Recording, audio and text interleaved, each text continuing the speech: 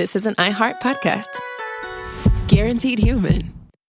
Work can be a little weird. Cringy training seminars, coworkers who won't stop talking about their plant, forgetting the mute button at an inopportune moment. We have to deal with a lot on any given workday. Sometimes it can feel hard to thrive and move forward in your career. Well, that's where LinkedIn comes in. LinkedIn helps you get ideas and insights from experts in your field, connect with people professionally, grow your network, and access tools designed to help you find the right fit for your next role. Whether you're just getting started, figuring out your next move, or looking to accelerate your career, LinkedIn is built to support you at every stage because LinkedIn is the network that works for you. Visit linkedin.com/knowstuff to learn more. If audiobooks are your thing and you've been meaning to listen to more of them, you should check out a podcast called Earsay, the Audible and iHeart Audio Club, hosted by Cal Penn. Each episode spotlights standout audiobooks on Audible across all kinds of genres: sci-fi, comedy, romance, thrillers, and more, with Cal talking to guests who help break down what makes each story worth listening to. It's a fun, easy way to discover your next great audiobook. Check out Earsay on the iHeartRadio app, Apple Podcasts, or wherever you get your podcasts.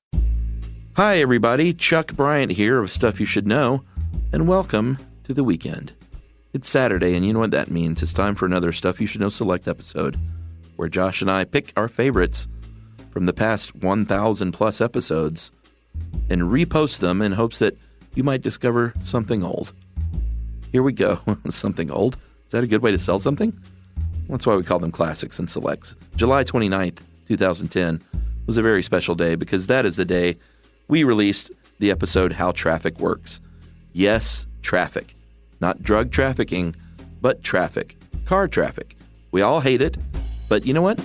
Maybe you should understand it a little better. Really interesting, and I believe Josh even coined his own term, if I'm not mistaken, for this one. A brake bubble? Dare I say? Does my memory serve me? Well, find out by listening right now to How Traffic Works. Welcome to Stuff You Should Know from HowStuffWorks.com.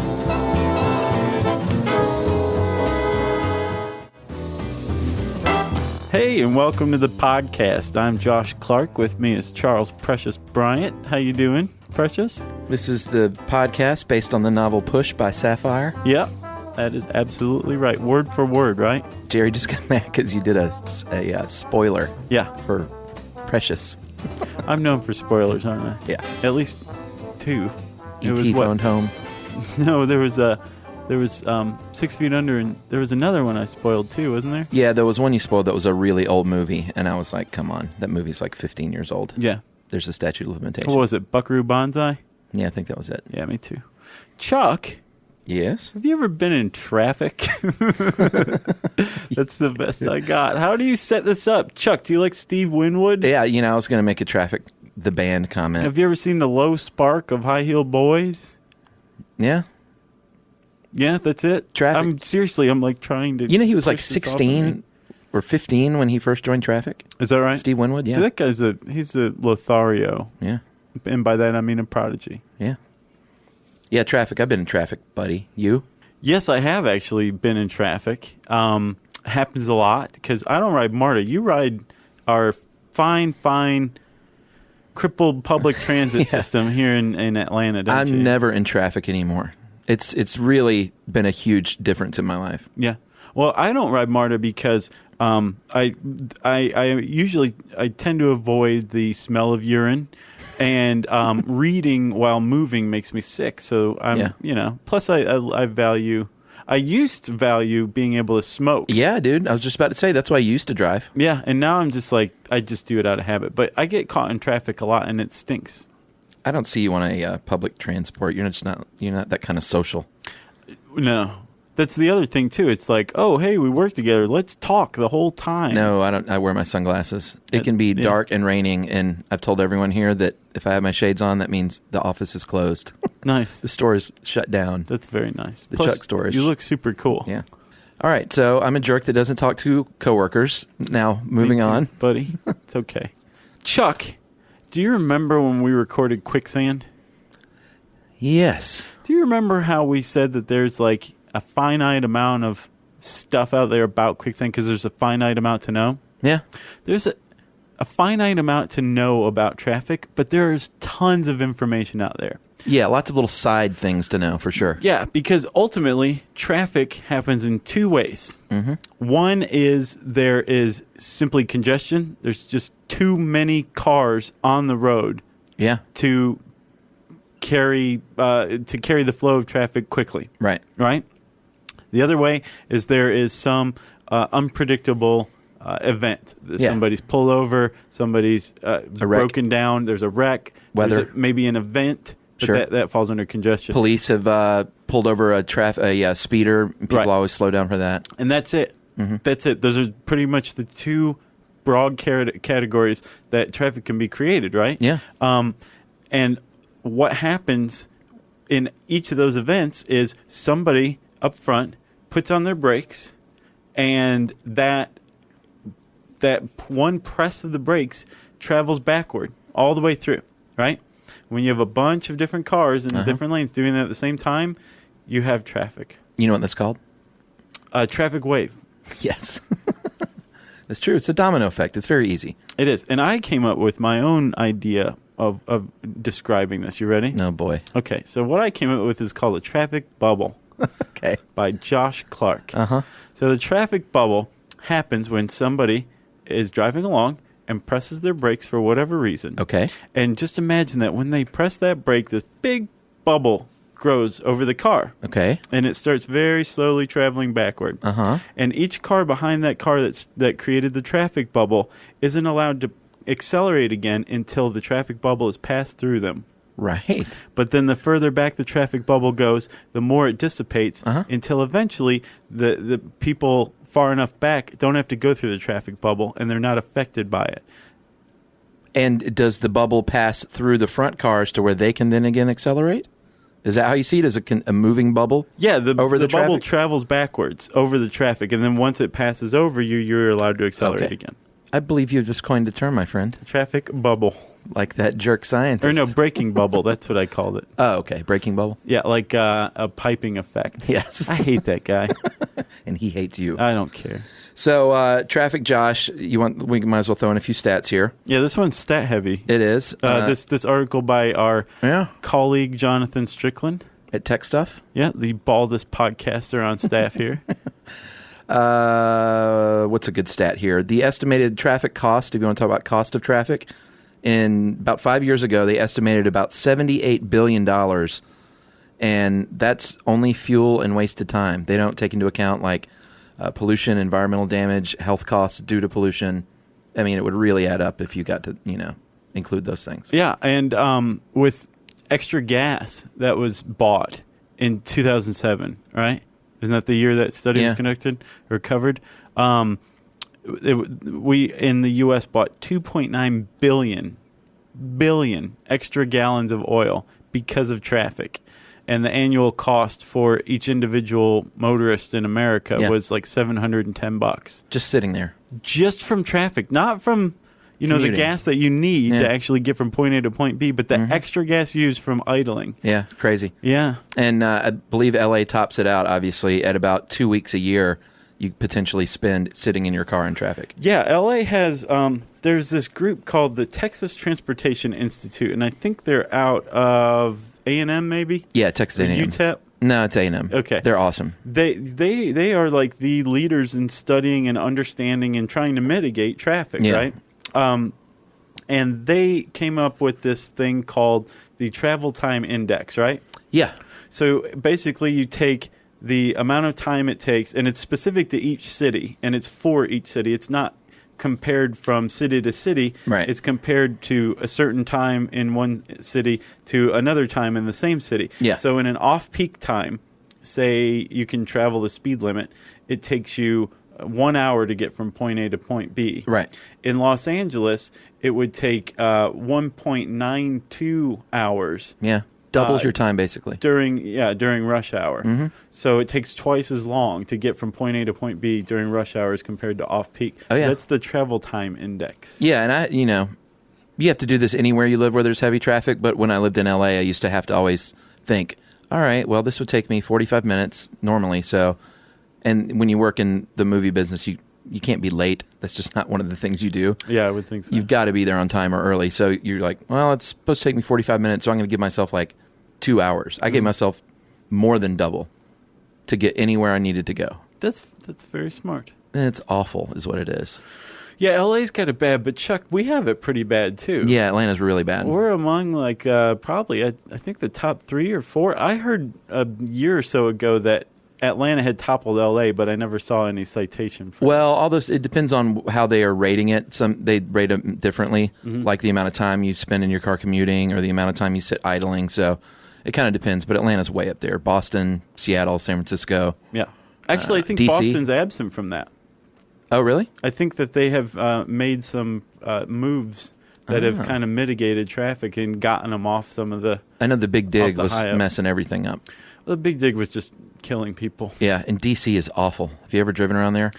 No, I haven't. Yumi was talking about how, especially during the summer, during the travel or the tourist season, it's just mind-numbing. It is. Yeah. I mean, way out into the suburbs in Virginia and Maryland, sitting there. Yeah. You know what they did in L.A. that I saw one time that I'd never seen was I was going down the highway one day, and I noticed everyone was slowing down, and I looked up ahead on the expressway, and there were 2 California Highway Patrol cars doing huge, slow S's back and forth on the 6 lanes of expressway, not letting, like, keeping everyone back, like a Like a pace car? Yeah, like a pace car, but they weren't driving straight. They were driving these big S's, like, don't go by me. I've never seen that before in my life. What would have made it even funnier is if they've been driving those S's with their hands out the window and their guns just shooting into the air while they were doing it. That would really say, don't drive past me, wouldn't it? That would have been great. And apparently they do that. It's I don't know what they call it, but that's to slow everyone down. It's called being a Yes. And on that note, my friend Derek has a joke about Atlanta traffic, and he's right, because Atlanta, before there's traffic, everyone's driving really, really, fast. Yeah, that's one of the great characteristics about Atlanta as far as I'm concerned. You go as fast as you can. I mean, the average flow of traffic, I would say, is about 70 miles an hour around here. And that's with, like, a lot of people all around you. Yeah, everybody's bumper to bumper going at least 70. And the cops don't pull you over unless you're going over 70. Yeah. And even then, like, it's usually like you were going 80 or 90 right. when you get pulled over because everybody else is going 70. Right, and that's my buddy Derek's joke is in Atlanta, and it's really true, it's not a joke. Everyone drives as fast as they can every day until then someone wrecks. Right. And then traffic backs up. Right, exactly. Every single day. That's Atlanta traffic.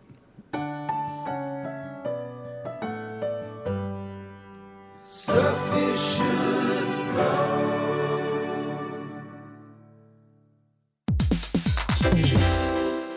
Hey everybody, we're here to talk to you about Wayfair, who believes that spaces should be functional, they should be comfortable, they should be well designed, and they can be well designed by you with their help. Your updated space should feel more comfortable, inviting, and practical for everyday use. And we're talking about outdoor seating. We're talking about grills. We're talking about major appliances. If you need storage solutions, Wayfair can help you out. Patio lighting, rugs, decor. It is your one-stop shop for home. Yeah, I mean, it's getting nice out, so it's time to think about living outdoors for the next few months. And Wayfair knows that outdoor furniture, it's heavy, it's intimidating to assemble. So Wayfair has stepped in and said, we're going to handle the hard part so you don't have to. That's right. You can shop Wayfair Verified, your shortcut to the good stuff. And that means their team of product specialists are going to vet everything by hand using a 10-point inspection, testing things like, quality materials, functionality and features, and even how long it takes to build that piece of furniture. And the overall experience save time, reduce hassle, and improved convenience. Patio season is here, and these deals won't last. So head to wayfair.com right now to get your outdoor space ready for way less. That's WAYFAIR.com. Wayfair, every style, every home. Hey everybody, I want to talk to you a little bit about Tide Evo because it represents over 10 years of innovation and product development. Tide Evo is a first-of-its-kind technology where tens of thousands of minuscule fibers are spun together to form a 6 times powerful layer packed with scrubbers, brighteners, pre-treaters, and fresheners. And that's going to deliver a breakthrough clean that's so powerful, it feels like magic. Yeah, it is kind of like magic. Tide Evo is revolutionary. A 100% concentrated, waterless laundry tile that's made of compressed microfiber soap layers rather than liquid or powder. And it's not like pods or sheets because it uses 6 layers of detergent fibers to deliver superior cold water cleaning without plastic packaging of any kind. And it provides a mess-free, lightweight solution that dissolves lickety-split. So whenever you run into a laundry challenge, turn to Tide Evo. It's revolutionary. It's magic. Try new Tide Evo. Real laundry magic.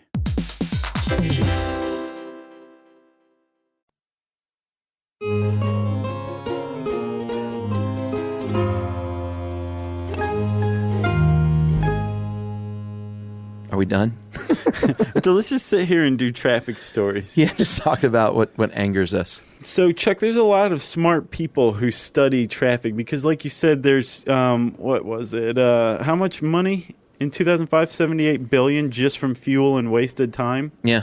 Because think about it. A person's time is money. Oh, yeah. Right? And if you're sitting in traffic, unless you're one of those jerks like me who has an iPhone that emails while he's driving, right, then you're wasting money, right? Right.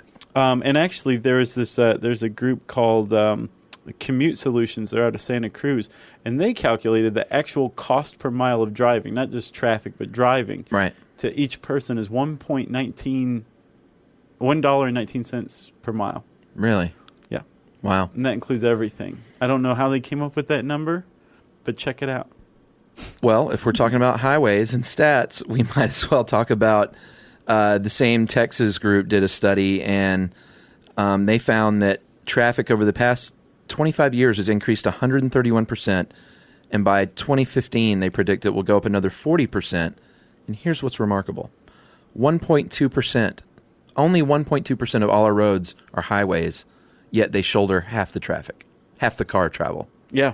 Crazy. It is crazy, and you don't usually think about, when you think about traffic, I usually think about the highway myself, although I rarely get on the highway anymore. It's all surface streets that I take to and from work. Oh, really? Yeah. What do you go, Druid Hills? No. Piedmont. Oh, okay. I go basically up Piedmont Right. Road. But it's traffic every day, but I don't think of it as traffic. When I think of traffic, I think of 75 at rush hour. Right. And just like exit ramps backed up. The thing is our surface streets are also intended to handle overflow of highway traffic, right? Yeah. Not just people who are backed up from the exit ramp back onto the street, but I mean people who are making a conscious decision, like me, to find a different way that doesn't have anything to do with the highway. Sure. Right? And they found that if you want to widen a highway, I think we talked about this in like the urban planning one. Uh-huh. That when you widen a highway, there's something called latent demand. It's a theory that if you widen the highway, people like me are going to be like, oh, well, now there's 11 lanes instead of 5, so I'll just hop on the highway. Right. And so the demand increases in step with the widening of the lanes, so it actually doesn't mitigate anything by adding more lanes to a highway. Right. I think they said the only way that'll work is if they outpace demand with lanes, and that just doesn't happen. There's too many cars. Too expensive. Many but that kind of makes sense to throw that money then instead into upfront costs for a light rail system. Yeah. You know? You hippie? I'm still holding out for personal rapid transit. Oh, right. That was a Paulette and me podcast, but it was interesting. It's a good one. Yeah, thanks. Ramp metering, if you're talking about solutions, that's another one. And they had these in L.A., and they have them here in Atlanta now. It's where when you go to get on the highway, now they have stoplights that just allow like one car through every few seconds. Mm-hmm.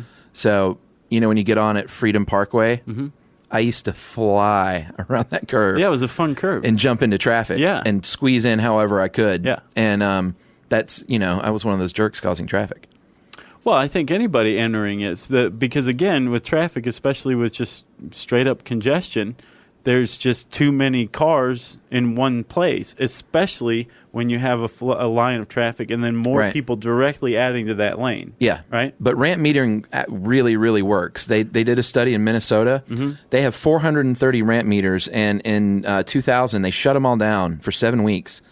And during that time, traffic accidents increased 26%. I know. And then afterward, they reinstituted it, and they saw the capacity increased by 14%. Right. And they walked away from that project going, like with their hands in their pockets. You went, oh. Yeah, like we should probably not tell anybody about that. Yeah. I was trying to do a Minnesota accent, but that was pretty good. I couldn't do it. All I said was, oh. I know. It wasn't bad, though. That's how they say it. HOV lanes is another thing that they've done pretty much countrywide. Yeah. Carpool lanes, those help. Yeah. I always forget when I have another person in the car, though. Yeah. I'll get like halfway where I'm going and say, oh, man, let's get in the carpool lane. Yeah, I have to say, though, the HOV lane, to me, it's an extension of the fast lane. So you got the fast lane, and then you have the HOV lane. And I hate it when it's the fast lane is just the fast lane. The HOV lane is like, I drive as slow as I want, but I have 4 people in my car. Agreed. It makes it difficult. It's kind of like the HOV lane to me is you have 2 or more people, and you're willing to drive 10 miles per hour faster than anybody else on the highway. Agreed. Right? And since we talked about pet peeves in our last podcast, one of my largest pet peeves is when I'm sitting in traffic and I'll see people speeding by me in the HOV lane by themselves. Nothing bothers me more than people that think the rules don't apply to them. I hate that, too. I hate those people. Or people who use the shoulder and just drive along in traffic as far as they can to get like 50 cars ahead. Yeah, I almost got plowed over in L.A. one time. I was getting out to get in the regular exit lane, and I almost got creamed by a truck that was on the shoulder. Yeah. And I screamed at him that he almost killed me, and he says, "What are you, a cop?" That's L.A. for you. That's nice. I was like, he literally almost killed me. Yeah. What are you, a cop? If you were a cop, you'd be making lazy S's in front of traffic. Firing my gun into the air. Exactly. What else, Josh? There's adding lanes. We already talked about that, right? Yeah, there's that one. Then there's probably the most contentious idea, congestion pricing, which is basically taxing people to drive.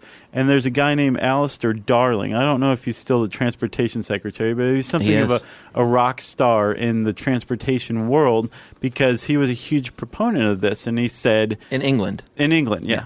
He was the British Transportation Secretary. He basically said, cars exact a toll on the environment and on the road just by driving on them, so we should charge people to drive on the roads. What he failed to mention is that we already do. There are things called taxes, and those are meant to pay for the roads.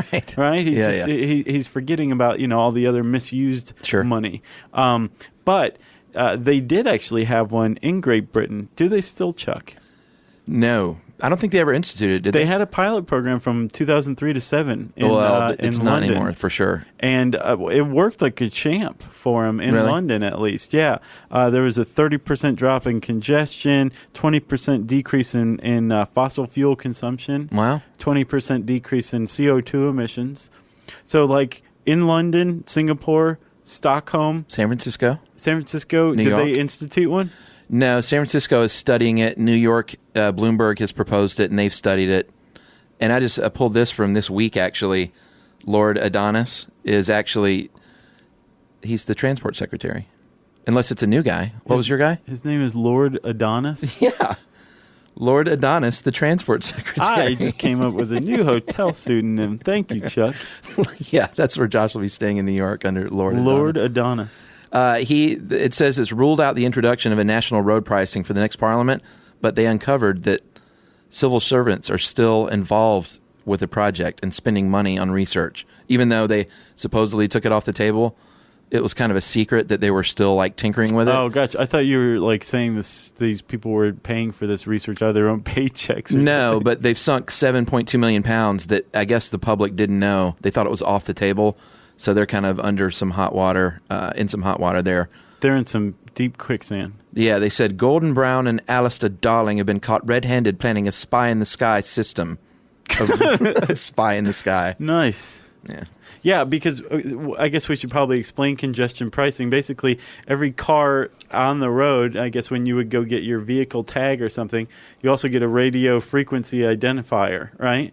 Right. And as you're driving, some satellite is tracking you, or you pass through some sector or something like that, and all of a sudden you're in a toll area. And much like, say, one of those toll passes, right? You are sent a bill, or there's like you have to set up like a credit card or a bank account, attach that to your tag, and it just draws money from it. based on however much you drive in there. In Singapore, when they first instituted theirs, and actually in 1995, they had a flat rate for downtown, which is the most congested.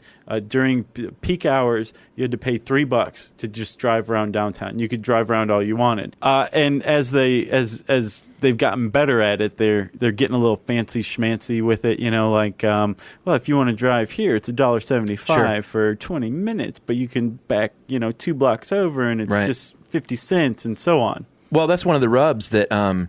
One of the big things is in England, at least, and other places too, I think they've suggested paying more for peak hour. Right. So be flexible in your work schedule. Right. But then, of course, people that are a friend of the poor say that's regressive taxation because white-collar dudes can be all flexible and work from home, but the poor have to get up and go to work during peak hours. Right. So they're basically paying for the road that the rich man drives on less. Exactly. That's exactly right, and that's the big problem. I mean, aside from having to pay to drive, with a congestion tax. Yeah.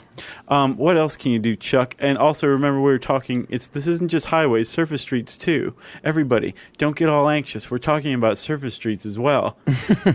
Yes, surface streets. You get a lot of suburban sprawl. Like here in Atlanta, you've got like out in Roswell 20 years ago. It was pretty desolate. Cow patties. And shrooms. And now it's all, young families moving out there who don't want to be around urban types. Yeah, and you have a lot more cars.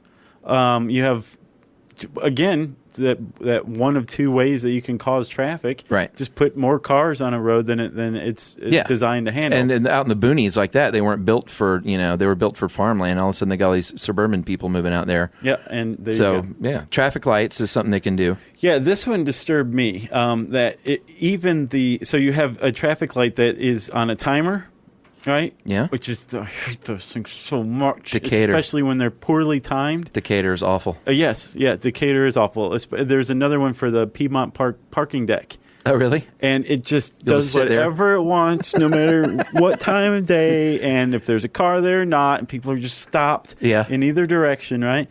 And that's a timed light, and timed lights are awful. They're awful, right? Yes. Then you have censored lights, which are awesome. Right? Because you just come up and the weight of your car triggers it. Yeah, those are good. Yeah. Or you have a mixed system that uses timing and sensors, and it changes depending on the kind of day, where it is. It's like you can set up a citywide comprehensive traffic light plan. Mm-hmm. Some cities have this. Yeah. Even the best mixed citywide comprehensive traffic light plan reduces congestion by 1%. Really? Yeah. Yeah, Atlanta's bad about that, at least in my area. And Jerry can confirm this, she kind of lives over near me, but there's all these scenarios where you'll stop at a light that's timed to not... part of the smart light system is that they're all timed to work together. So like if you sit here at this corner and you take a right on red, there's not another red light waiting on you. And then that turns green, and then 30 more feet, there's another red light. Nice. They should be timed out to where we're green. In L.A., it's like... I mean, that's the one thing I will say. There's a lot of traffic. It's just because the people, they do the best they can. You look down, they have these long, straight streets in Hollywood. Yeah. And late at night, you'll be sitting like on Hollywood Boulevard at a red light, and you'll see boink, boink, boink, boink, boink. You'll see like 8 lights turn green all in a row. It's like that New Balance commercial. Yeah. With that woman running, and she pushes herself to make all the lights. Yeah. Doomed to failure, but still, it was a nice effort. I would go longer in LA just to get off the highway, even if it took me longer, just to feel like I was moving. Yeah. And Chuck, I'm about to spoil it for all of our British, UK, English, Welsh, Irish, Scottish friends. Yes. Who are typing an angry corrective email about Alistair Darling. He is not the Transportation Secretary. He was the British Secretary of State for Trade and Industry. Lord Adonis is the Transport Secretary. That is, and me. And your hotel name.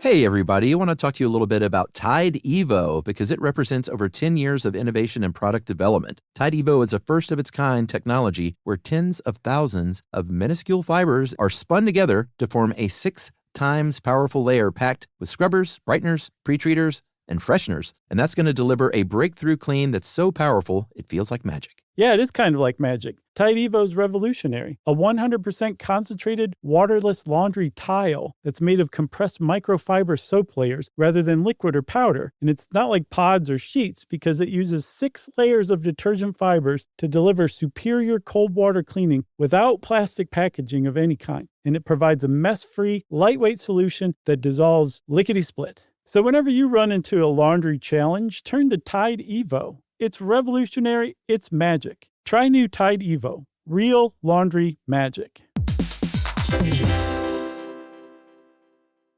Introducing the all-new Mazda CX-5, featuring more connection. Hey Google, where's the nearest Pilates class? Safety that has your back. More discovery on the scenic routes. More passion in the details. And more control in changing weather. The all-new Mazda CX-5. More to move every side of you. See it in 5 films at MazdaUSA.com/5sides. Google is a trademark of Google LLC. Sequences shortened and simulated. Stuff you should know. We were talking about people studying this kind of thing. There's all sorts of really cool quantifications for traffic. My favorite is the passenger car equivalent. Let's hear it. Okay, so you have a passenger car is, say, a sedan, an average sedan, a Toyota Camry. Okay. All right? Or, to be fair, a Honda Accord. Right. Okay? That is like just an average car that you can fit 4 people into, and it drives down the road, and it's pretty responsive. And, sure. An SUV or a bus or a van is not as responsive because they're larger. And because they take up more space, they're slower to accelerate. Yeah. And so they exact a heavier burden on a highway during congestion. Okay. Right? So what they've come up with are passenger car equivalents. So an SUV is 1.4 PCE. Sure. Right? And then a city bus is like 4.4 PCE. That means it's like 4 cars, right? Yeah, it has the same as far as like accelerating after braking and just the space it's taking up. Right. That's the equivalent of a passenger car. So one good solution to traffic is everybody driving smaller cars. Yeah, no kidding. And virtual slots, right? Yeah, what's the deal there? Each car has a certain amount of space it takes up, and don't try and fit into a slot that's a bit smaller than your car. Is that how it works? Yeah, that's pretty much virtual slots. It's like Tetris. Yeah, if you just imagine that there is a basically a rectangle around your car, like a bubble, a bubble, but not a brake bubble. Okay, you want to avoid the brake bubble. But this is more of a rectangle, and it kind of hugs the sides of your cars, but is longer on the front and back. Right. And if everybody's car stays in these slots that are on the highway, you just kind of pull into them as you're driving. Yeah. And the slots are going like all the same rate. Right. Then as long as there's not too many cars on the road or more cars than there are slots, right, there should be no traffic. Yeah, but that never happens because all this is pie in the sky stuff. Well, yeah, because when invariably you're sitting in the lane and you're like, oh, well, that lane's moving now, and then you get over in that lane, you're like, well, now that lane's moving, and you keep going back and forth. Where if you stayed where you are, if everyone stayed where they were, you would all get there quicker. Or if everybody just stayed at home. Yeah. Yes. Good point. Quit your jobs. Stay at home. Right. So that's our 2 cents. And if you want to learn more about traffic, we've been killing the articles with cool flash animations, haven't we? Oh, did this have one? It has a flash animation about a traffic wave. Cool. No brake bubble, though. I'm going to see about having somebody add one of those. Coin the term, my friend. You can type in traffic. I think it'll bring up a bunch of stuff in the handy search bar at howstuffworks.com, which means it's time for listener questions. It's time for Facebook questions. Yes, as we said in that other podcast on Quicksand, we posed on Facebook, hey, give us some questions. We'll answer like 10 of them really quickly. We got 180 of them. That's crazy. In an hour. This comes from Chelsea. What's the most unusual thing you've ever eaten? Tripe for me, which is intestines. Go ahead. What's yours? I've had fried chicken hearts. I've had beef tongue. Yeah, I've had tongue. My favorite is bone marrow. Really? Highly recommend. Anywhere you can find bone marrow, just eat it. The only place down here is Rathbones, and it's okay. Yeah. Yeah, but you go to Rathbun's, you got to get one of the steaks. No, not Rathbun steaks. Oh, regular Rathbun's. Rathbuns. Yeah, strangely, it doesn't have bone marrow there. But yes, those weird stuff. All right, what do you got? I got you questions right there. You want to read one? Yeah, I guess. This one's from Jacob. If a tree falls in the forest and no one is around to hear, and Jacob hyphenates no one, which frankly I find like flairish. Nice. Yes. Except for a tape recorder which absorbs the radiant vibrations and can later play them back as audible waves, did the tree really make a sound? The answer is yes. Hey. Yes. Kristen says, where are Chris and Candace now? And who does the intro for the podcast? Chris Paulette is co-host of Tech Stuff now and has been for quite a while. He's made it. Hometown boy made good. Candace Gibson Keener has gotten married, and she stepped out of the limelight to concentrate on just being an editor, but she's still here, sits right next to Josh. Mm-hmm. And Roxanne does the intros for the podcast. She's our head of video. There you go. That is not Jerry. A lot of people think it's Jerry. Those are some comprehensive answers right there. Rachel says she currently lives in Athens, GA. Go Dogs. Right. I'd love to hear more about your experience living here, where you hung out, your favorite bands to see, what other fond or not so fond memories you might have of Athens. She says we have quite a following there. Did you know that? No. I didn't either. My bar was Roadhouse. I hung out at Roadhouse all the time. I was a Georgia Bar guy. Did you? Yes, and we should point out, though, that the Georgia Bar, the Globe, and the Roadhouse made up the Bermuda Triangle. Yes. And you could access them all through the alley to get to the next. You most decidedly could. Quite often you would hop around, depending on... I just stayed at Roadhouse. I hope Roadhouse is still there. It's got to be. Yeah, it is. And then, of course, I always liked Wilson's Soul Food and Guthrie's, which, in my opinion, is superior to Zaxby's, even though it's the same thing. Yeah, I was automatic for the people. Were you? Yeah, I lived right around the corner from there. So I can't remember. What was the name of that restaurant? I went to Weaver D's, automatic for the people. Yes, that was good too. I liked Wilson's because the owner walked around and he's like 4 feet tall and he shook hands with everybody. Right. Nice guy. And of course, Harry Bissett's. I never went there. Oh my God. That was a frat bar. You went there? I could go. It wasn't just the bar. Like the food was amazing. Oh, was it? I put the food up against any in Atlanta. Euro wrap. Man, I ate a lot of Euros in college. Yeah, it was good. All right. Good times. Kristen, no. Randy, who's the cat who won't cop out when there's danger all about? I think we both know. Shaft. Nice. Who's the cat that won't cop out? That's one of the lesser quoted lines from that song. Yeah. I've got one from Siobhan. How do your significant others feel about your legion of man crushes and equally strong lady crushes? Chuck, I wasn't aware that anyone had a crush on us. Were you? I didn't know that. No? I've seen them before, but Emily thinks it's funny. Does she? Sure. Yeah, it is funny. Jeez, no, I'm not going anywhere. It is. I mean, if only people could see our stomachs. So much hair and lint. Laura, how many emails do you get per podcast? We get about 300 a week. Laura? Alan, who put the bump in the bump, shabump, shabump? The only reason I read that is because he's dressed as Milhouse in his picture. Nice. And who was your most surprising celebrity fan? We've only got a few that we know of, and they're all surprising. Each one is more surprising than the last. I've got one. I can't remember her name. There's a girl who stars in The Secret Life of the American Teenager. She's a fan of the show? She tweeted that she was on set, like in between shooting and listening to Stuff You Should Know. Huh. Yeah. John Hodgman? I was pretty knocked out by that. That's pretty cool. Bradley Cooper? Yeah. Will Wheaton? Yeah. Renee Zellweger. Aisha Tyler? Yes. And a couple of the Daily Show guys, Wyatt Cenac? Yeah. Joe Randazzo, the editor-in-chief of The Onion. In fact, if you are a celebrity that we did not mention, we would love to know that you listen to us because we're just kind of thrilling. We're nobody. So when we hear that, we think it's cool. Yeah. Yeah. I got one more. Pirates. I'm out, Shelley says pirates are ninjas. Ninjas, clearly. Definitely. That's it. Okay. Chuck's given he's out. What's that called in Vegas? Yeah, it's like when the dealer finishes their round or whatever. Yeah, there's got to be a name for it. If you know the name for that, we want to know. Send it in an email to stuffpodcast@howstuffworks.com. For more on this and thousands of other topics, visit howstuffworks.com. Want more How Stuff Works? Check out our blogs on the howstuffworks.com homepage.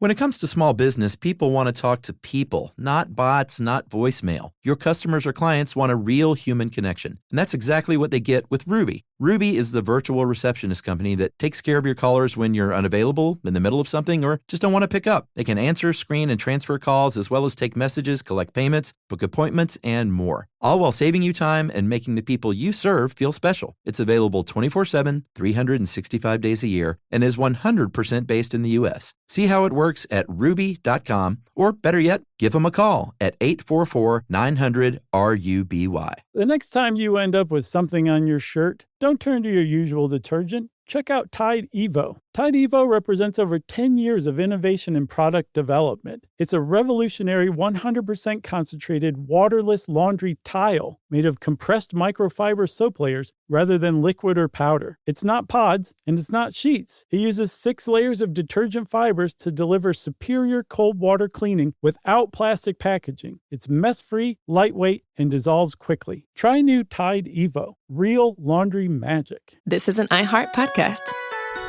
Guaranteed Human.